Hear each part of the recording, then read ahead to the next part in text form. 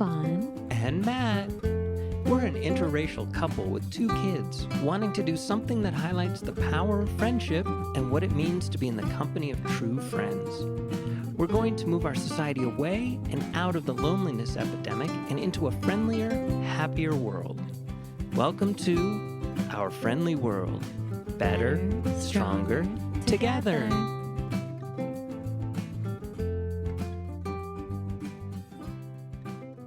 Welcome back, everybody. Hello. Hello, everyone.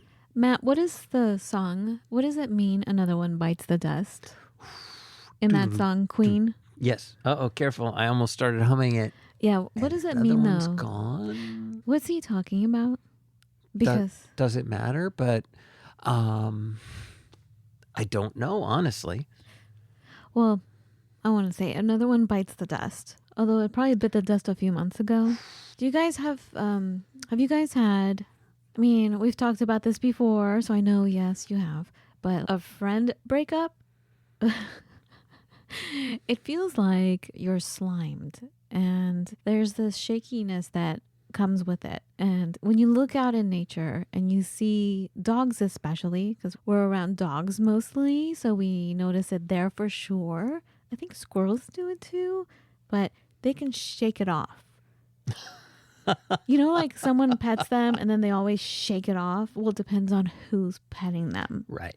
They shake it off. I always wondered if that was energetic. Someone a long time ago told me that when people go through trauma or you get scared, right, which is trauma also, but when you get scared, that shakiness that comes during or after is your body's way of detoxing. You're like a dog. You're shaking it off.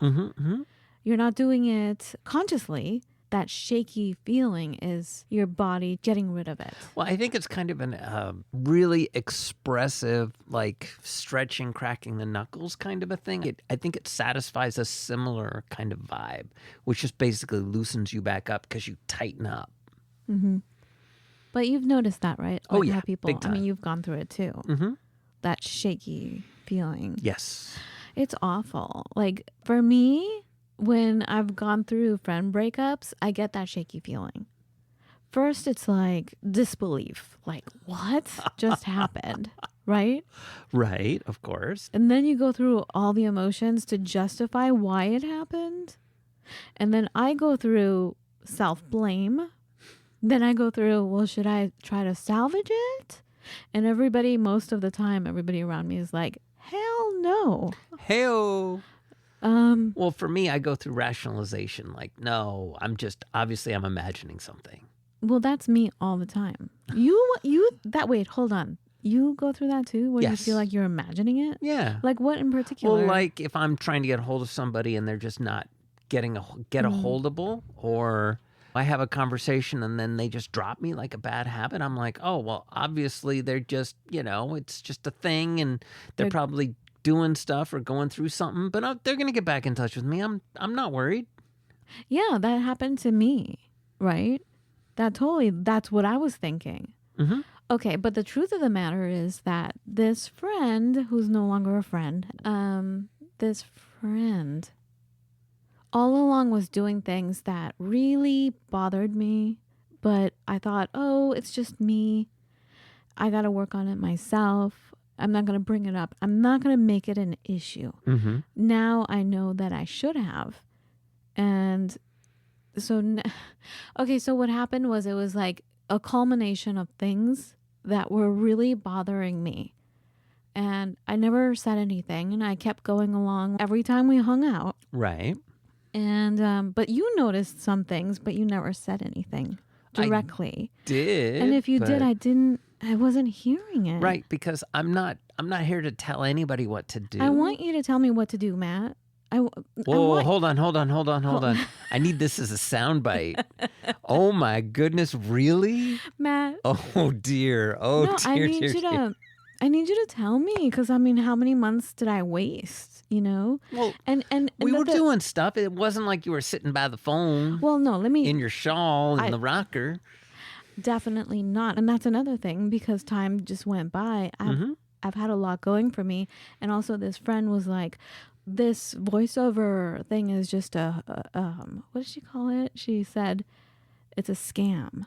Ah, It's all a yes. scam. Your mentor is scamming you. It's such a tough business. Meanwhile, in the time that I guess 4 months we didn't speak, I was picked up by a manager and an agent. Thank you. And I've been auditioning for huge commercials every day and still going out and meeting people, and I'm doing big things. Anyway, so what happened, you guys, was we went to the store together as a family. I was looking at, what was I looking at when it happened? Produce. I was like, should I get these potatoes or what should I get? Some more onions? Where are the lemons? Like, all this is going in my head. And somehow you got my attention. It was you, right? Well, I'm the one who noticed. How did I notice? Because I thought you guys brought it to my attention. Well, I think I did. I was like, hey, how's it going? Because, of course, I'm going to be polite and nice, period. So you saw her. Mm-hmm. She was trying to squeak by without being noticed. Yes, and I noticed her, so I called her out. So you called. And then so I saw her, and I was genuinely happy. Like, I was like, hey!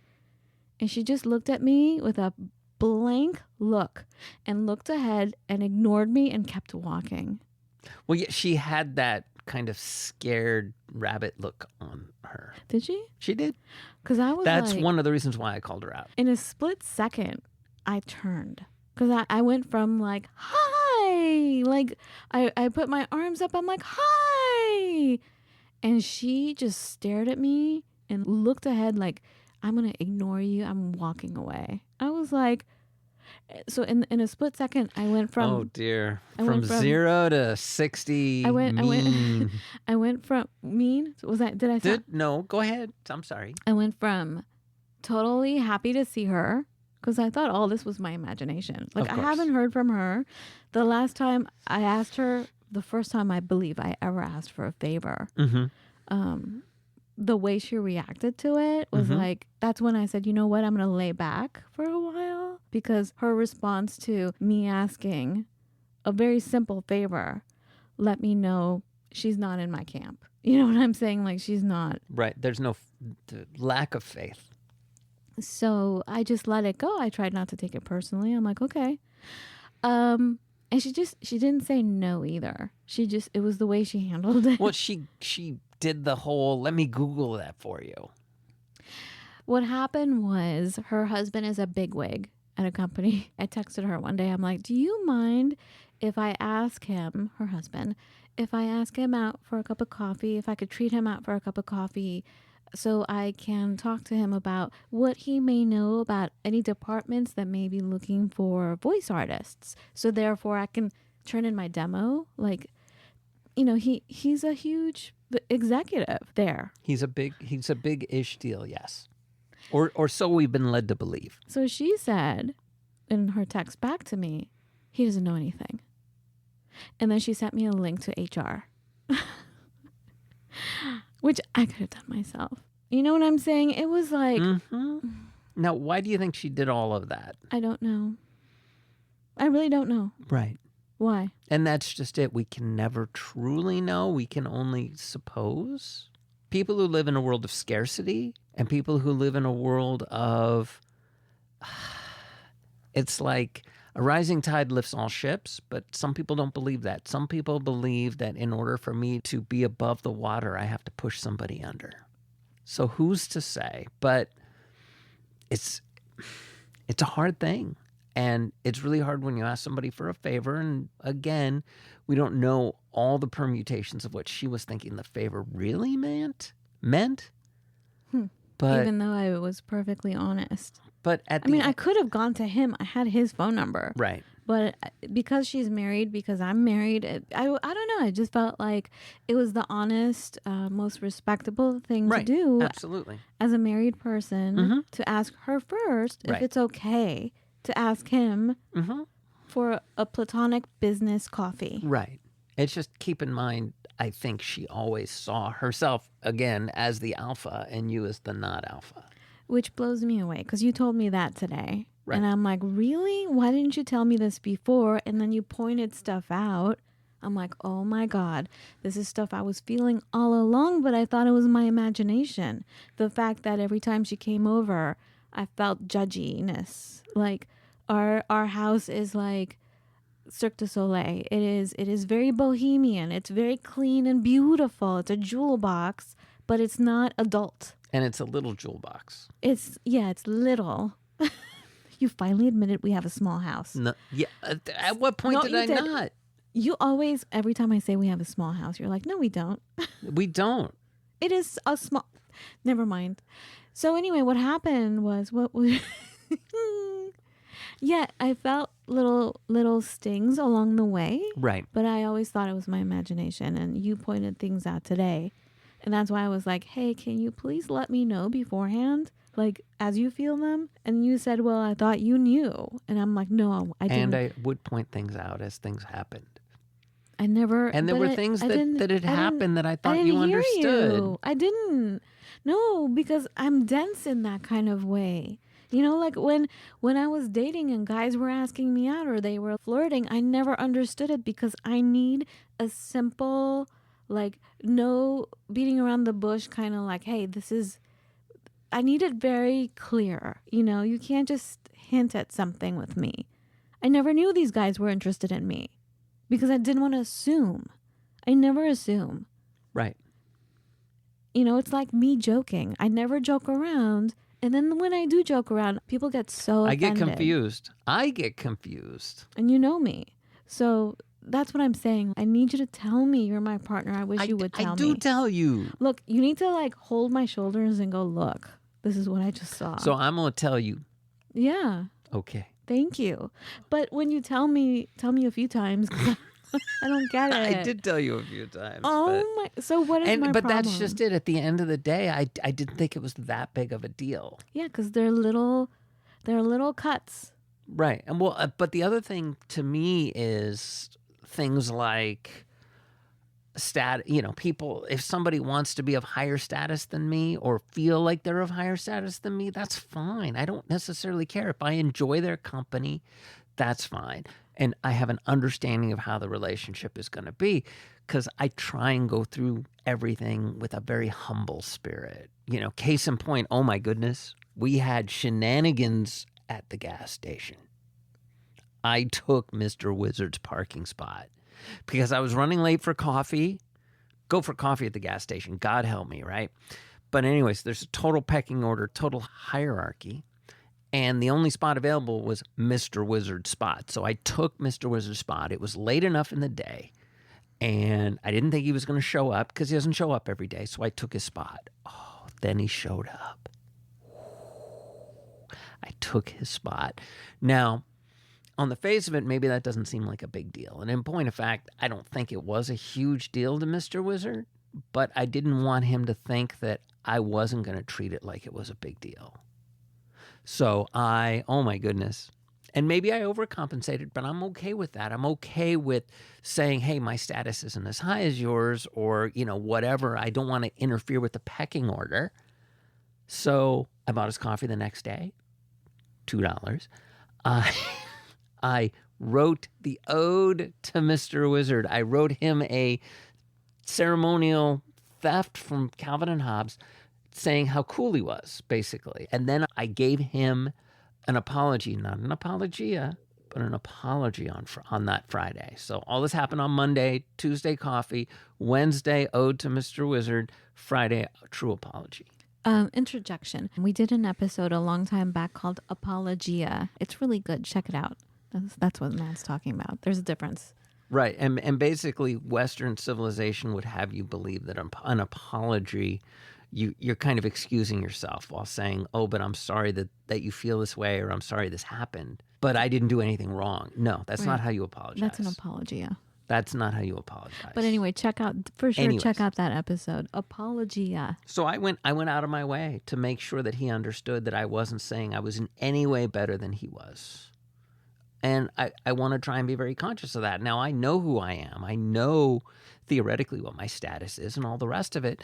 But I'm a humble guy. What can I say? I don't have time to put on airs because as soon as you put on airs, somebody bigger, badder, better than you comes along and makes you feel like crap. And I just as soon not feel like crap.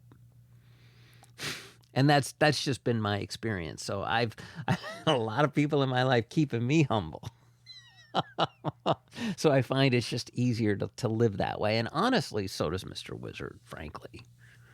He's a pretty humble guy. He just, wants his parking spot. It's such a weird thing. It's been coming up for me the last few months a lot. Like, I reconnected with LA in so many ways. And I'm thinking to myself the past few months, I'm like, I still couldn't go back there. Santa Monica, yes, Santa Monica's a different place. But LA, the culture, Mm-hmm. I can't. Like, honestly, like, we've had the same clothes for 20 years now. I mean, I keep buying, like, little things because we wear them out. But they're still the same kind of, like, I don't know. I just feel like, much like our house, is very bohemian. It's very... How would you describe our house as opposed to someone else's house like hers? Very grown up. It's very stiff. There's no color. Not that there's anything wrong with not having color. Hold on a second. Okay, because I know Farnoosh is listening, and she loves her black and white. That's not what I'm talking about. I'm talking about life. Do you know what I'm saying? Mm-hmm. Life. Having an open home where you feel welcomed, as opposed to stiff, like, here, come sit at the dining room table right here. Well, and that comes a lot from, I think, that Like my parents ground that out of me and probably you because, well, we're done with dinner, so let's go sit in the living room and have a talk. And here's our pre-selected list of talking points, conversation starters. And, like, you're not allowed to sit in this room. You're not allowed unless... You get invited. Right. So our home is very... Fun. It's fun. Free. We rush to the door and fight over who gets to say hello first to the person coming over. Like... We almost don't let them inside because we're all... We're a bunch of dogs that jump on you when you come over. We're so excited to see you. Anyway, so that's what I meant by no color. I'm looking at our clothes right now. Don't look at... Hey, this shirt is brand new. No, it's not. Is it really? It still looks old, honey. No, it's no, still... no. The overshirt. The overshirt is old. Yes, I even have a replacement Matt, for this. but I at like that. playing this so much. But, like, it's so... It's like my blankie. Basically, if it's a classist issue, I think. It could be. We don't have designer outfits. We don't have fancy things in our home. It's just very simple. It's simple and playful. It's playful. And I don't think we have anything in anyone's wardrobe where we would go to some place that warrants and demands a certain degree of... What's the word I'm looking for? A certain degree of altitude is all I can think of. Like, oh, dear. Altitude. Because they're up here, and then they would consider us down here by the way we are dressed. You know what I'm saying? I do, but I do have a Christian Dior, a trench coat. Which you haven't worn the whole time we've been married. But I still have it. Oh, my God, honey. And it's old now. It's out of date. Trench coats never go out of date. Babe, it has, like, flared, like, 1980s shoulder pads or something in it. I don't know, honey. I don't think so. Oh, anyway. But this is what I'm talking about. This is what I'm talking about. I don't think I could be of that altitude even if I tried. Even if someone gave me a makeover, I don't think I could pull it off. You know what I'm saying? I totally could. You could. I can't. Anyway, it's been bothering me. I'm so glad we've always lived in the towns we've lived in because it doesn't demand that kind of thing from us. But yet we have the finest education, the finest food. We're, like, very much educated in all of that. There's just no haughtiness about us, I guess. Right. Don't mistake our attitude for a lack of sophistication. Thank you. Exactly. But it's like we want to be a good host. As we walk through the world, we want to be a good host. If somebody wants to start discussing Kierkegaard, let's go. If somebody wants to talk about professional American football, let's go. I'm not here to make someone feel small. And period. End of story. That's why it blows me away that deep down there's always that happening. Right. So back to the story. I went from so excited to see her to when she did that and when she ignored me like I thought that. you were going to take off your earrings. Oh my God.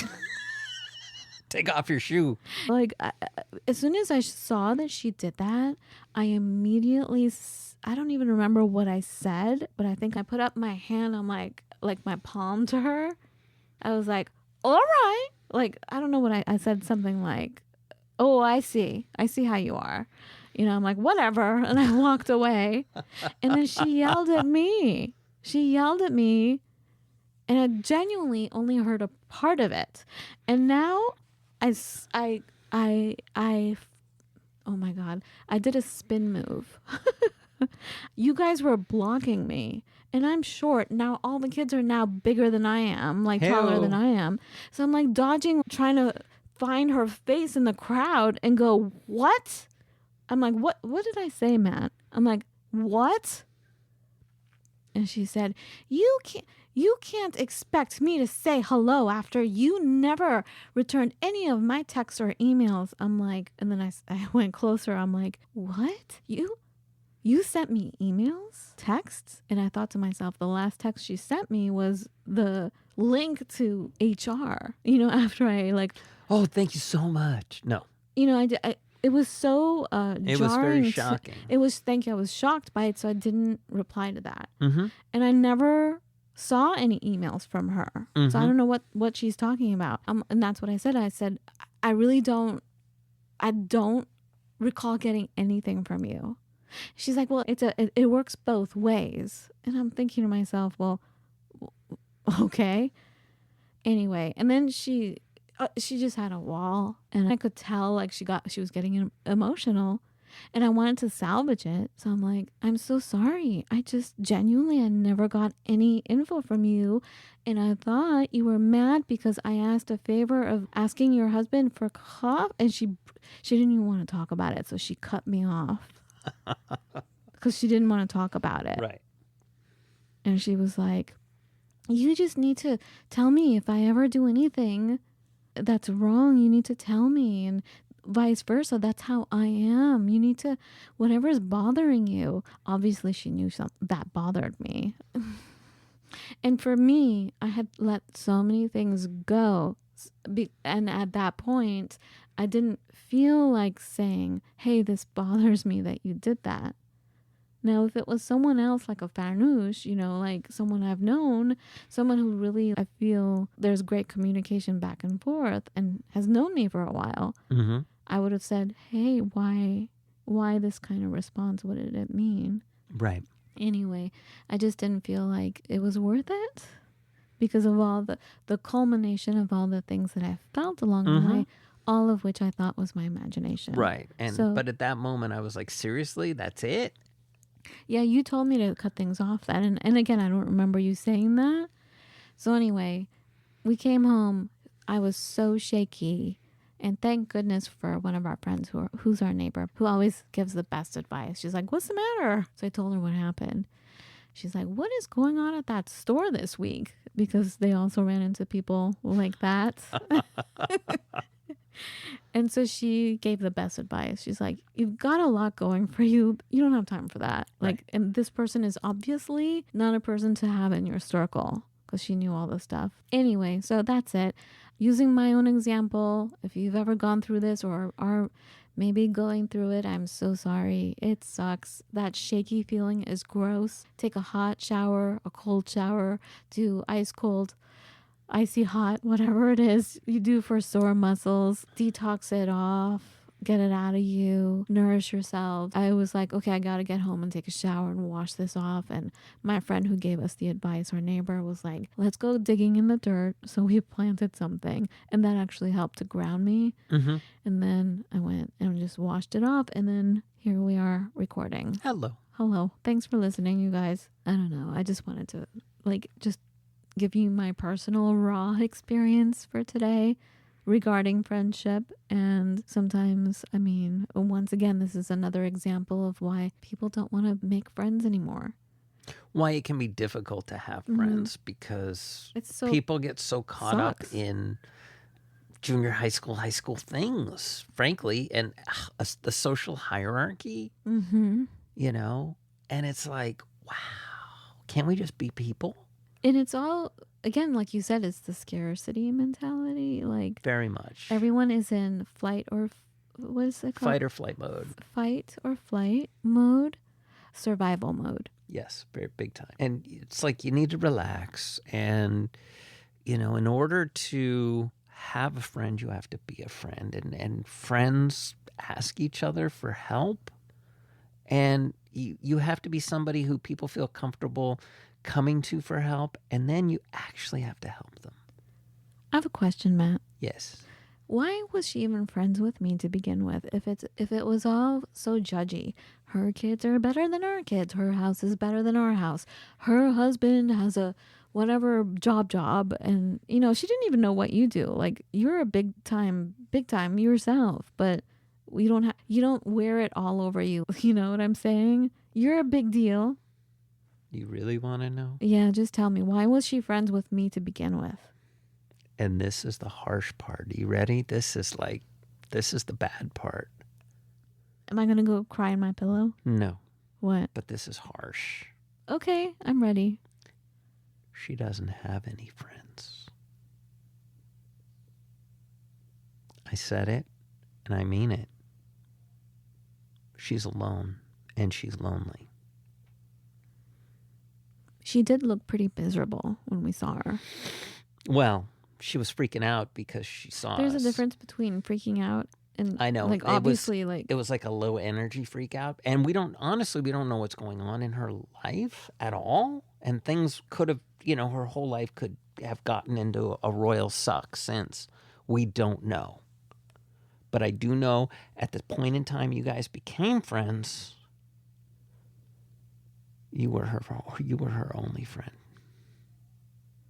Then why treat me like that? It comes from learned behavior.